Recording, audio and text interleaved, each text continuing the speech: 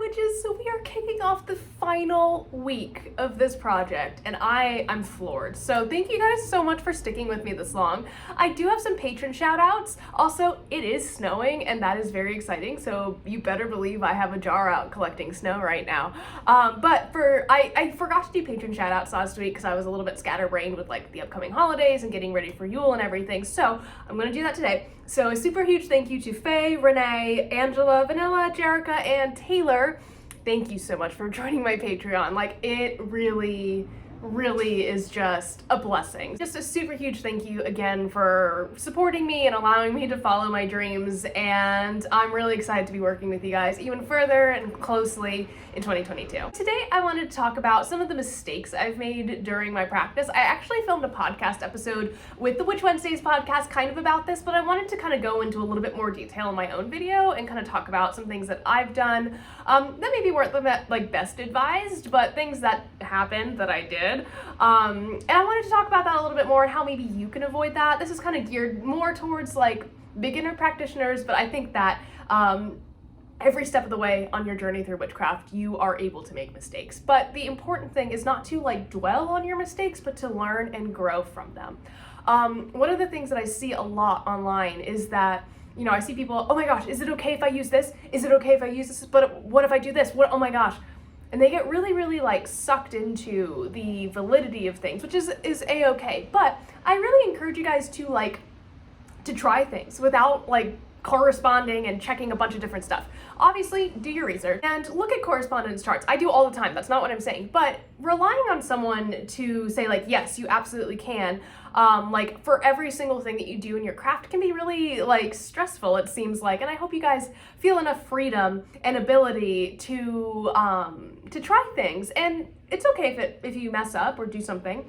There's always a way to reverse a spell, so don't worry about it. Hopefully this video kind of quells some of that anxiety for you, because these are all mistakes that I've made. And again, I've been practicing for 11 years, so trust me when I say I have made pretty much every mistake that you could possibly think of, including but not limited to doing a curse as my first spell. So as long as you're not doing that, you're doing better than me. So the first thing on my list was not cleansing enough. Now this is something that I do fall prey to. I think that cleansing, of course, is super duper important, spiritual cleansing, but also just like cleaning your house as a Virgo, I love.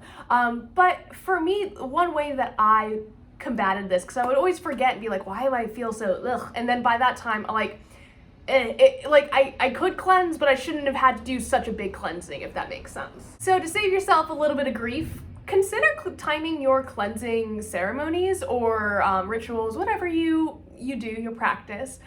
Consider timing it with the moon phases. It's kind of a 2-in-1. So I see a lot of people forgetting about the new and full moons, as well as forgetting to cleanse. So if you time those two and like mark it on a calendar, or maybe even make an alarm in your phone that's like 3 days before, like here's the new moon. Using modern technology to supplement your practice is perfectly fine. So I encourage you to try it. If you are like me and are not like a phone person, or like don't really do too much in terms of like witchcraft, like in your notes or on your phone or whatever, then maybe like get a planner. So I have a little planner here. I talked about this planner a little bit more in my advanced witch lesson of last week. So if you're an advanced witch, ta-da!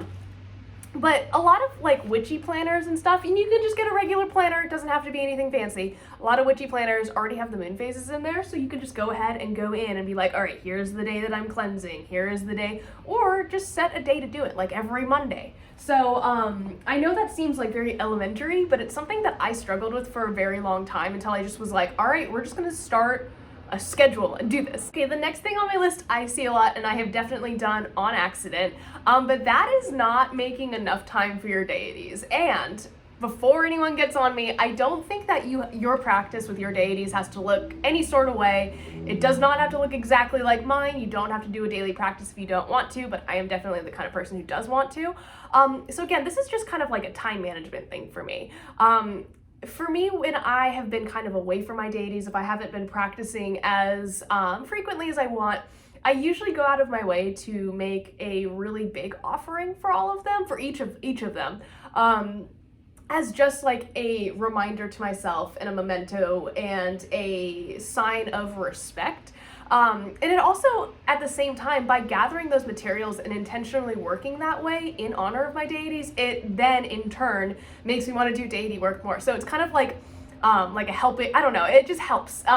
So I really recommend, like, if you haven't been working with your deities as much, especially around now, I totally understand.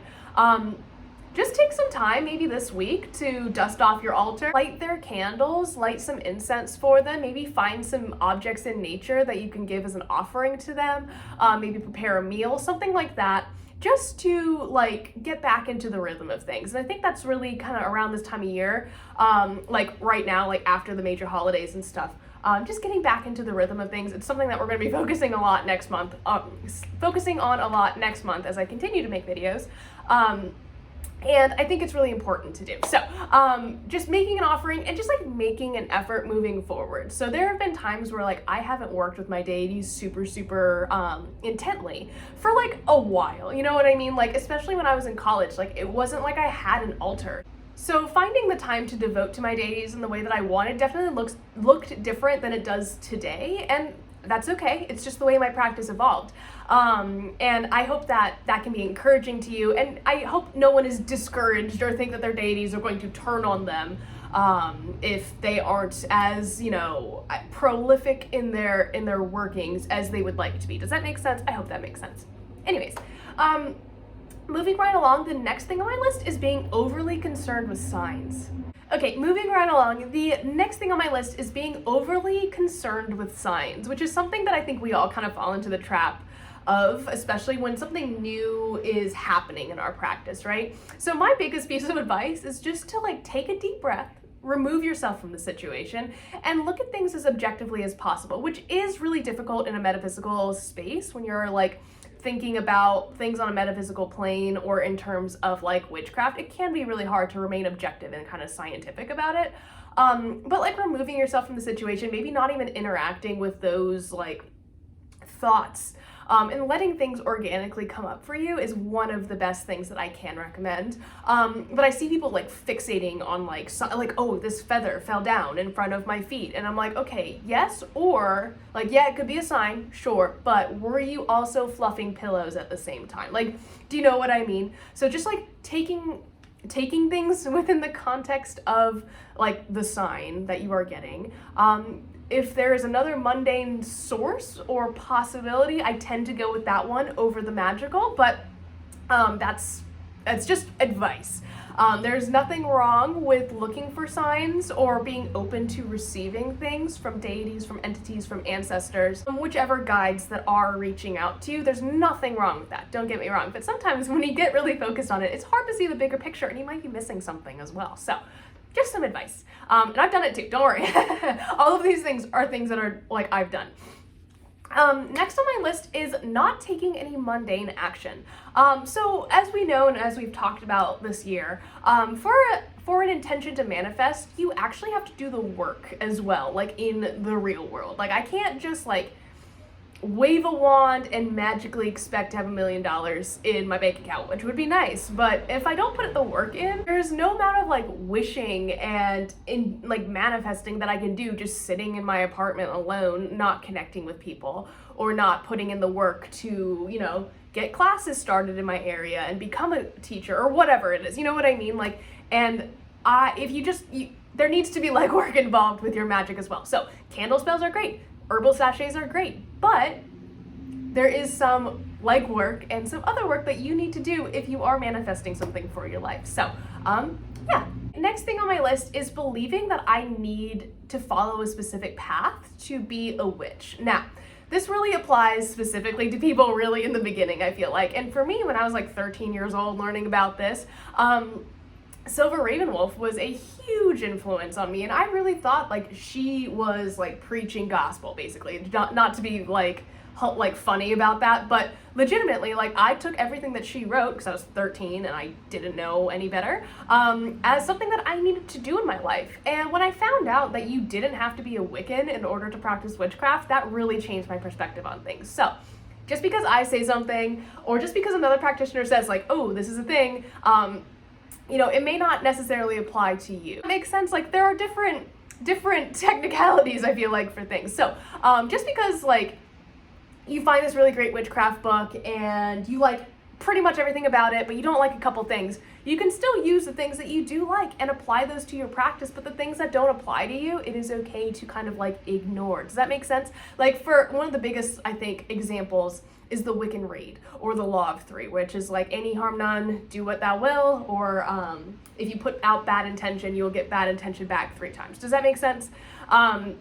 So that doesn't apply to a lot of witches. It doesn't really apply to me. I don't really follow the Wiccan Rede. I'm not a Wiccan, so I don't really work within that framework, and that's okay. So the next thing on my list is doing a working that is beyond your capabilities, which is fine. We've all done it, but sometimes that can kind of cause some issues in your personal life, in that you might feel really sick, really tired. You might have some negative consequences that you weren't expecting. My biggest advice is to reverse the spell as soon as you feel like, you no longer want that energy out in the world, which is why it is so important to write things down, because literally to reverse a spell, what I do is perform the steps in reverse. That makes sense. Like, yeah, you're doing and then undoing. If you haven't written that down, you can definitely do a self-cleanse and call back your energy, definitely. But I find that with this method, there isn't really a true reversal necessarily, and you still kind of have to accept the consequences of your actions and move forward with your life. So again, while I don't really believe in the rule of 3, I do believe that if I did hex somebody, let's say, and they had guides and they sent it back to me, I need to deal with that and accept the consequences. Does that make sense? I hope that makes sense. If that does happen to you, it's okay. Things fade with time and you'll be fine. Don't worry about it. And then the final thing that I recommend that beginners learn, or that hopefully you can learn from me, is not understanding why you are doing something, or the cultural context behind a working. So I do see a lot of practitioners who are doing an egg cleanse or a lemon hack or whatever, right? But aren't necessarily understanding where that comes from and why it works the way it does. They're applying those principles to another spell or using those same ingredients, but not understanding why and trying to use it for another type of working. It may not work out for them. So I really just recommend everyone learn the history and mythology and associations behind any of the deities or entities that you are working with, as well as the cultural context of workings that you are performing and why they are performed in that way. So that's my little spiel on that. I hope that was okay, and I hope you guys can learn from my mistakes, and I'll see you guys tomorrow.